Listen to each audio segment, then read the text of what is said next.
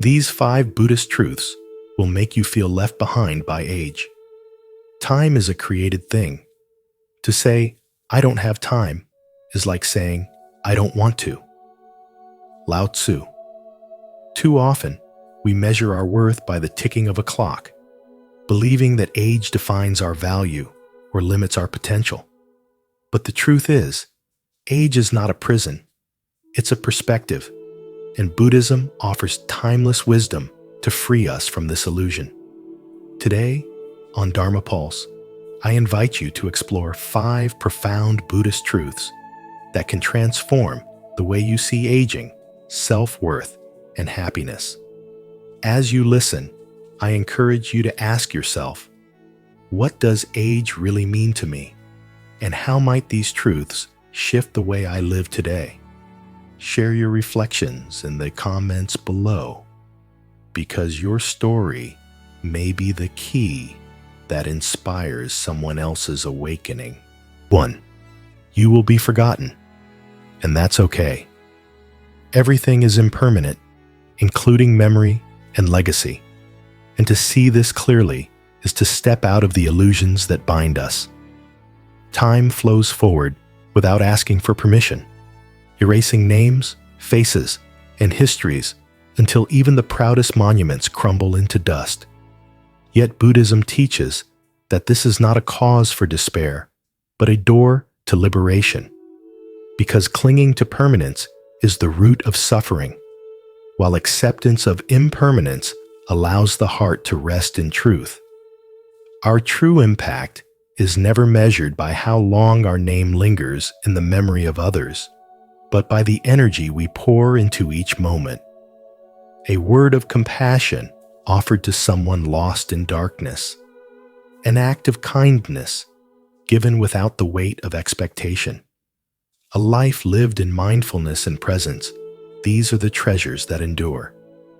They ripple outward into the world, touching lives we may never meet, continuing to exist long after the self has dissolved. Just as the river does not insist on being remembered, but nourishes the land with its flow, so too it is the unseen movement of our actions that carries real power.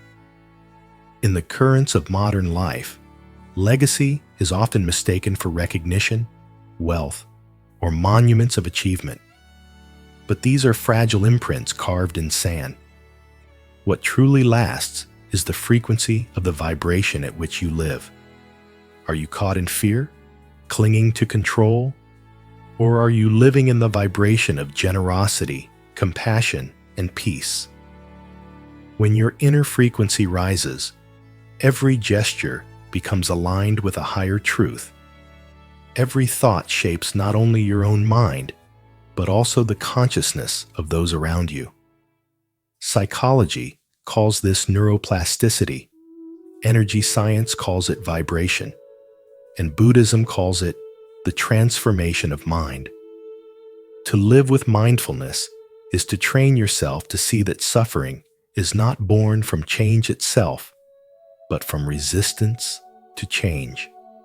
When you observe your thoughts without judgment, you realize how much energy is wasted in the futile attempt to preserve what cannot be held. In those moments of awareness, you free yourself from the struggle, and in freeing yourself, you free others. To practice kindness daily, even in the smallest of ways, is to infuse the field of life with ripples of healing. You may never know where those ripples reach, but they will echo, just as a bell continues to vibrate long after the strike. To be forgotten is not failure, it is freedom. The self was never meant to be carved in stone, but to dissolve back into the vastness of being. The question is not whether the world will remember your name, but whether you have lived in alignment with compassion, truth, and mindfulness.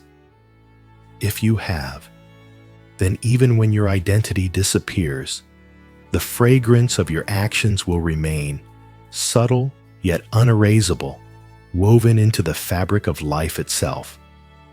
Have you ever thought about the fact that one day you will be forgotten, and yet life still carries on? If this idea gives you peace, share your reflections in the comments so others can learn from you. If you've never considered it before, simply write, "I will reflect," and let's walk this path of wisdom together. 2. Your body will weaken. Befriend it instead of resisting. Your body will weaken. That is the law of life. But weakness is not betrayal. It is transformation. The problem is never the passage of time, but our desperate refusal to accept it. Our clinging to youth as if it were a permanent home, when in truth, it was always just a temporary stop along the road. Buddhist wisdom reminds us that suffering arises not from aging itself, but from resistance, from the illusion that beauty, strength, and vitality could last forever. You look into the mirror and see lines etched across your skin, and you call them flaws, forgetting they are the very calligraphy of your lived experience. Every wrinkle is a verse written by time, every scar a reminder of survival, every ache proof that you are still here, still alive. Yet instead of gratitude, most people respond with hostility. They curse the very body that has carried them through decades of breath, laughter, heartbreak, and healing, as though a lifelong companion deserves abandonment the moment it slows its pace. But tell me, would you despise an old friend simply because he no longer runs as fast as he once did? Why then do we despise our bodies for doing exactly what nature designed them to do? We live in a culture that worships youth like a god, pouring billions into creams, surgeries, and rituals meant to hold back the tide of time. A man I once heard of spent nearly his entire savings chasing cosmetic procedures. Each operation promised renewal. Yet when the swelling faded and the scars remained, he discovered the same gnawing fear staring back at him in the mirror. He had not defeated aging. He had only deepened his suffering. The real betrayal was never in his flesh, but in his refusal to accept its truth. Isn't it strange that we turn to meditation to quiet our restless minds, yet forget we can use meditation to reconcile with our bodies? To sit in silence and thank your heart for its tireless beating, your lungs for the countless breaths they have gifted you, your legs for carrying you through the landscapes of your life. This is a practice as holy as any prayer. Gratitude is not weakness. It is strength, and it is the only medicine against the bitterness of time. When you change your perspective, fragility ceases to be shameful. A bent back can become the posture of wisdom. Shaking hands can become instruments of compassion. A slower step can teach patience to the hurried world around you. Ask yourself, would you really choose endless youth without depth over aging that delivers insight, compassion, and peace? Buddhist wisdom reveals that fragility itself holds a hidden power. It invites us to soften, to release our pride, and to step into a humility that can no longer be touched by vanity. The body in decline does not lose its purpose. It simply offers a different kind of service, one that speaks not through strength, but through presence, calm, and grace. Think of elders who, though frail, radiate a serenity and clarity that younger people chase but rarely find. Isn't that proof that aging is not the end, but a gateway into another form of strength? So what if the doorway to freedom is not in fighting your body, but in befriending it? What if every time you choose to honor your aching bones, your tired eyes, your fragile skin, you are practicing one of the deepest forms of meditation? Wouldn't your days feel lighter if instead of cursing time you walked beside it like an old companion? Your body is not your prison. It is your vehicle. It will wear down, yes, but the journey it has carried you through is what makes life sacred. The lesson is simple. Stop resisting what is inevitable and start honoring what still remains. Treat your body with kindness. Nourish it. Listen to its whispers and thank it for the story it continues to write. Aging is not your downfall. It is your greatest teacher. A reminder that peace comes not from clinging to youth, but from learning to walk hand in hand with time, until even fragility becomes a source of strength. 3. You can't keep everyone's relationships change naturally. You can't keep everyone, because life itself is a river that never stops moving, carrying people in and out of your story with the tides of impermanence. Relationships are not failures when they end. They are seasons, each with its own gifts, its own lessons, its own fragrance that lingers even after the petals fall. To cling to what has already passed is like trying to hold water in your hands. The tighter you grasp, the quicker it slips away. Love was never meant to be ownership. It is appreciation, a sacred bow before the beauty of a shared moment, knowing that its power lies in its transience. Rumi once wrote, "Try not to resist life's changes, for change is the only constant, and within this wisdom is the seed of freedom. For it reminds us that departures are not rejections, but redirections, guiding us toward new connections that resonate with who we are becoming. When a friend drifts into silence or a lover grows into someone unrecognizable, the wound you feel is not abandonment, but the ache of transformation, a call to honor what was while opening to what is. Healing begins the moment you release the illusion of permanence and see every person as both a mirror and a teacher. Imagine a vast garden where blossoms bloom, fade, and return in different forms. Do you mourn the fallen flower, or do you carry gratitude for its fragrance that once filled the air? In the same way, every goodbye is not the end, but the echo of energy exchanged, a vibration that continues to shape you long after the form has disappeared. The Buddha taught that suffering is born from resistance, from fighting against the natural current of impermanence. So why imprison yourself in grief when you could stand in awe of the flow? Relationships are energy, never static, always transforming.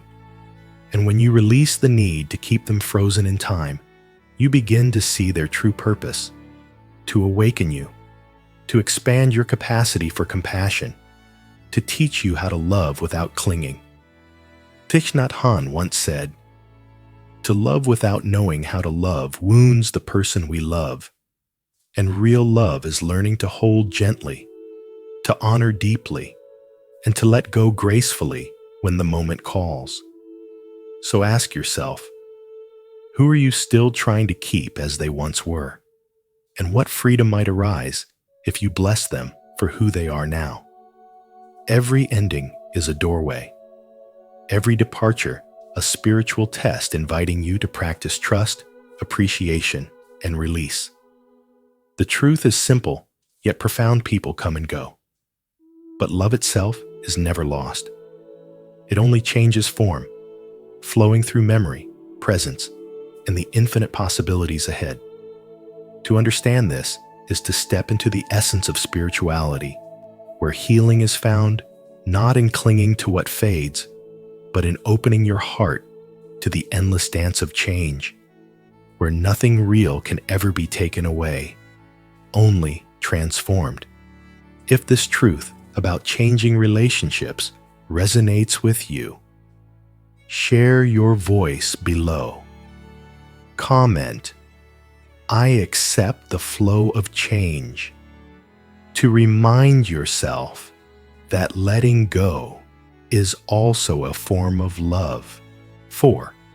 You no longer look young, but that is a gift. Beauty shifts with time. What once was smooth skin and youthful glow slowly turns into wrinkles and silver strands. But these are not signs of loss. They are the quiet testimony of resilience and the crown of wisdom. Every line on the face is a river carved by experience, each shade of gray a reminder of endurance. Buddhism teaches us that impermanence is not a curse, but the very truth of existence. And through mindfulness, we can see that the fading of youth is in fact the unveiling of a deeper kind of beauty. Real beauty does not cling to the surface. It radiates from presence, dignity, and kindness. It is the courage to live authentically in a world of masks, to let one's inner world shine through without fear. Such beauty is not fragile, but enduring, because it is rooted in compassion and in the authenticity of the awakened self. Aging is not decline, but transformation. Just as the caterpillar does not mourn the loss of its old form when becoming a butterfly, we too must not grieve the passing of youth. To live at a higher frequency is to understand that every stage of life carries its own vibration, and that maturity resonates with a depth that youth cannot reach. Psychology shows us that individuation, the journey toward wholeness, often emerges only after hardship, and time have refined the soul, like gold tested in fire. Through age, energy vibration grows steadier, allowing love without illusion, clarity without harsh judgment, and action without desperate clinging. This is the radiance of an awakened soul, not the fleeting brightness of youth, but the lasting glow of inner truth. In a modern society that glorifies the young and hides the old, choosing to embrace aging is an act of freedom. When we understand impermanence, we stop chasing what cannot be kept, and the fear of time dissolves. The true prison was never age itself, but our attachment to the illusion of permanence. With mindfulness, we learn to live lighter, to embody authenticity rather than illusion, to find beauty not in resistance, but in surrender. As Thich Nhat Hanh reminds us, because you are alive, everything is possible. To age consciously is to discover that beauty is not measured by the skin, but by the soul's radiance, not in how little we change, but in how deeply we awaken. Aging becomes a flowering, not a fading, the blossoming of presence, the quiet dignity of wisdom, the authenticity of one who no longer needs to prove.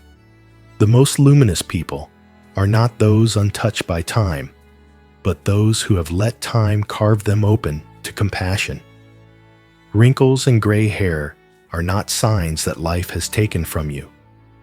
They are proof that life has moved through you and left behind something greater.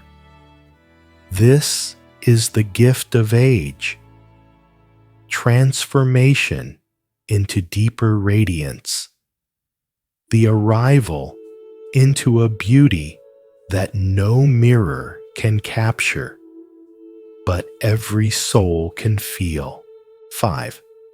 You will face more loss, but love never dies.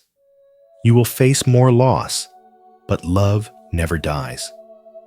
With age comes the quiet sorrow of saying goodbye to those we once believed would always be here, and grief becomes an inseparable part of the human journey. Yet Buddhist wisdom reminds us that grief is not a wound to be closed, but a path to be walked, for it teaches impermanence and reveals the fragile beauty of everything we hold dear. When someone you love leaves this world, their body may be gone, but their presence lingers in the subtlest ways, in the way you laugh, in the way you choose kindness, in the way you pause to remember. Love does not vanish with death. It transforms into the energy that continues to move through you, shaping your actions, softening your heart, and carrying their essence forward in 1,000 unseen ways.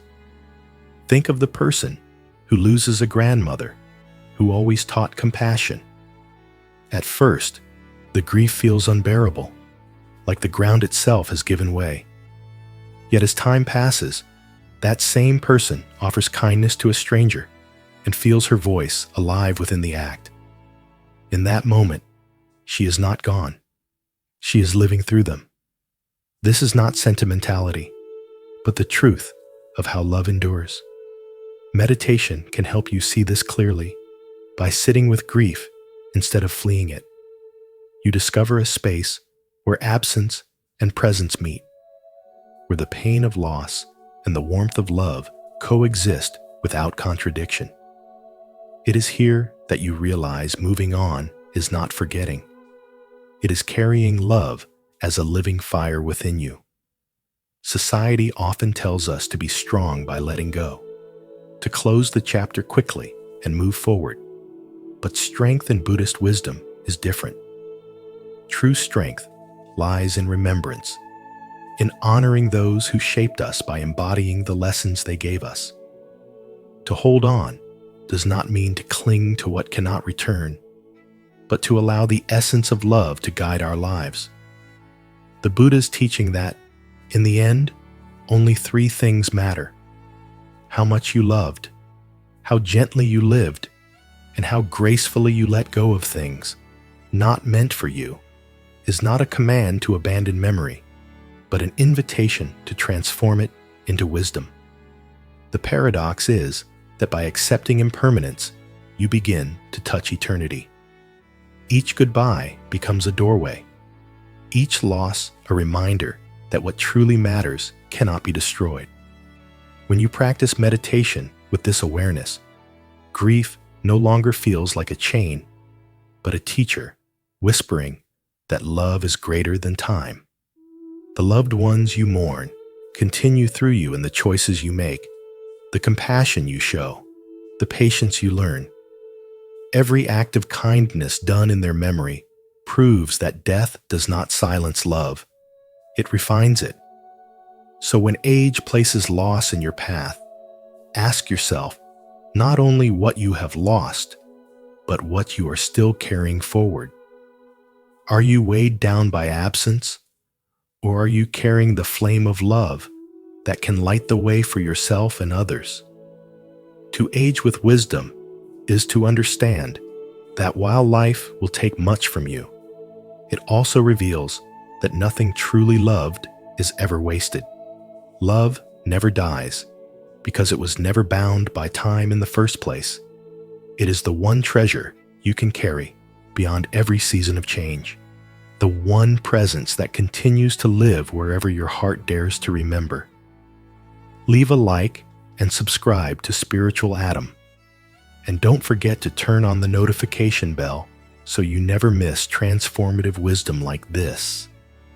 Comment below, "Love never dies within me," if you're ready to embrace loss with compassion and carry love as your eternal strength. As we've explored, the 5 Buddhist truths remind us that age is not a prison, but a perspective, and that true happiness comes from acceptance, mindfulness, compassion, and the courage to live fully in the present. When you carry these principles into your daily life, you'll discover that every stage of life is an opportunity for growth and freedom. What do you think about how these truths have shifted the way you see your own journey? I'd love to hear your thoughts in the comments. If this message resonated with you, don't forget to like, share, and subscribe to Dharma Pulse so together we can continue walking the path of wisdom and transformation.